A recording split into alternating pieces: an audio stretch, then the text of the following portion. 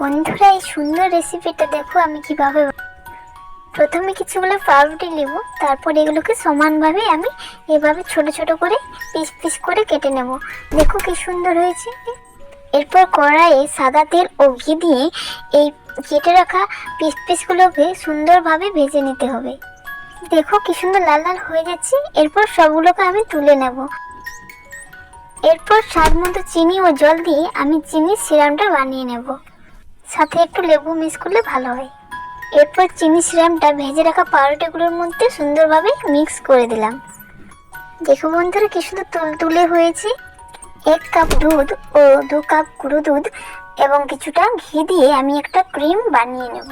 এরকম মজার রেসিপি পাওয়ার জন্য চ্যানেলটা সাবস্ক্রাইব করে এবং পাশে এভাবে ক্রিমটাকে ভালো করে নাড়িয়ে চাড়িয়ে করে নিতে হবে।